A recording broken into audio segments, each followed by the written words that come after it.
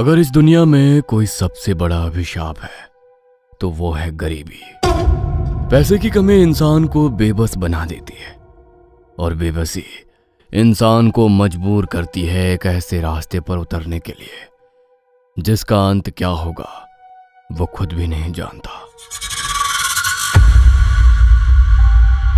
महेश एक नीची जाति का व्यक्ति। उस समय गांव में जाति और छुआछूत बड़ा ही प्रचलित था और इसी कुप्रथा के चलते ना तो कभी उसे कोई ढंग का काम मिला और उसे गांव के एक ऐसे गंदे कोने में रहने के लिए फेंक दिया गया जहां एक आम इंसान रहने के बारे में सोच भी नहीं सकता।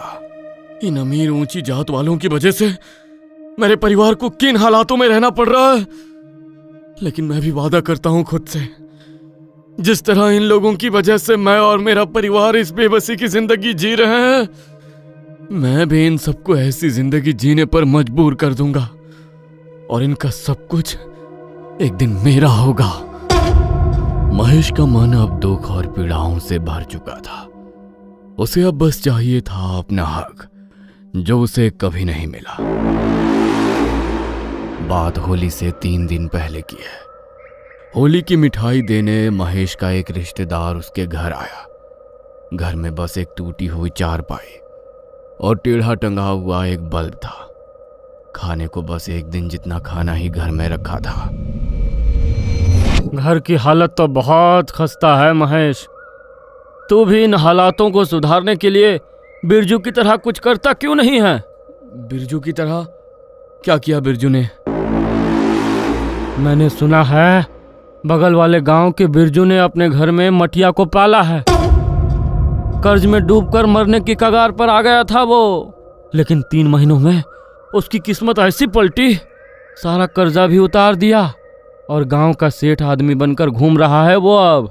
सुनने में तो यही आया है कि मटिया ने उसके दिन पलट दिए। अच्छा, कहाँ मिलता है ये, मुझे भी बता। वो सब मैं नहीं जानता, बस जो पता था तुझे बता दिया। गया होगा किसी बेंगा के पास। अच्छा, अब मैं चलता हूँ, और जगह भी मिठाई देने जाना है। मदन तो वहां से चला गया, लेकिन महेश के जहन में वो छोड़ गया उस एक शब्द को, मटिया।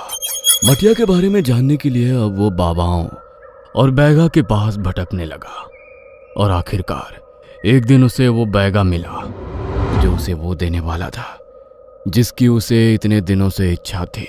तू जितना सोच रहा है यह उतना सरल नहीं है। मटिया को घर में पालना कोई खेल नहीं है। एक बार मटिया को अपने घर में प्रवेश करने की आज्ञा दी तो फिर तू कभी उसके नियमों के विरुद्ध नहीं जा सकता, और अगर तूने ऐसा करने की कोशिश की तो मैं भी नहीं जानता वो तेरे साथ क्या करेगा। मैं सब करने को तैयार हूं बाबा। आगे जो भी हालात होंगे आज से तो बेहतर होंगे। अभी तो मरने की कगार पर आ चुका हूं मैं। अब तो मटिया ही मेरे दिन सुधार सकता है। ठीक है, तो अब मैं तुझे मटिया के जो नियम बताने वाला हूं उन्हें ध्यान से सुनना। मटिया के अलावा तू अपने घर में किसी भी देवी देवता की ना तो पूजा करेगा ना उन्हें अपने घर में स्थान देगा। मटिया जो भी तुझसे करने को कहेगा उसकी हर इच्छा तुझे उसी वक्त पूरी करनी होगी। वो तेरे सपने में आकर तुझे अपनी इच्छाएं बताएगा, और जैसे जैसे तू उसकी इच्छाएं पूरी करता जाएगा वैसे वैसे वे गांव के ऊंची जात के अमीरों का धन और सुख समृद्धि लाकर तुझे देगी, और तेरी दरिद्रता और दुख उन्हें मिलता जाएगा। मुझे मंजूर है। तो ठीक है, 2 दिन बाद अमावस है। अमावस की रात मैं तेरे घर एक विशेष पूजा करके मटिया को तेरे घर में बुलाऊंगा। उसके बाद तू जो चाहे उससे मांग सकता है। 2 दिन बाद अमावस की रात को बैगा महेश के उस एक कमरे के घर में दाखिल हुआ। उसने वहां सफेद रंग से एक गोल घेरा बनाया और उसके बीचों बीच यज्ञ कुंड जलाकर वहां बैठ गया। उसने अपने झोले से मिट्टी की एक बोनी गुड़िया निकाली जिसके सर पर लंबे बाल थे और रंग बिल्कुल काला था। उसने महेश की हथेली पर एक चीरा लगाया और उस गुड़िया पर महेश के रक्त का छिड़काव करके पूजा करनी शुरू की। लगभग 2.5 घंटे बाद वो पूजा संपन्न हुई और पूरे घर में एक अजीब सी ठंडक फैल गई। बैगा ने अपना झोला उठाया और महेश की ओर मुस्कान देकर वहां से चला गया। अभी तक घर में सब कुछ सामान्य था। बैगा के जाने के बाद वो सब सो गए, मगर सोने के थोड़ी देर बाद ही महेश को अपने सपने में मटिया दिखाई दी, जिसका रूप और काठ ही हूबहू उसी मिट्टी की गुड़िया जैसे थे। भूख लगी है मुझे, मांस चाहिए, कच्चा मांस ला कर दे मुझे, ज्यादा समय नहीं है तेरे पास। मटिया का रूप बेहद आक्रामक था। महेश अचानक से घबराते हुए नींद से उठा। मांस, इतनी रात गए मांस कहां से लेकर आऊंगा मैं इसके लिए? तभी महेश के घर के बाहर बंधी बकरी जोर जोर से आवाज करने लगी, जैसे मटिया खुद महेश को वो संकेत दे रही हो। उस बकरी को महेश ने अभी कुछ समय पहले ही पाला था। वो उसे मारना तो नहीं चाहता था, लेकिन उसका मांस मटिया को खिलाने के अलावा उसके पास दूसरा कोई चारा नहीं था। वो बाहर गया और कुछ देर बाद बकरी की जोरदार चीख वहां सुनाई दी। इसे खाकर अपनी भूख मिटा लो, स्वीकार कर लो इसे। महेश के इतना कहते ही उसकी आंखों के सामने से वो सारा मांस जैसे कहीं गायब हो गया।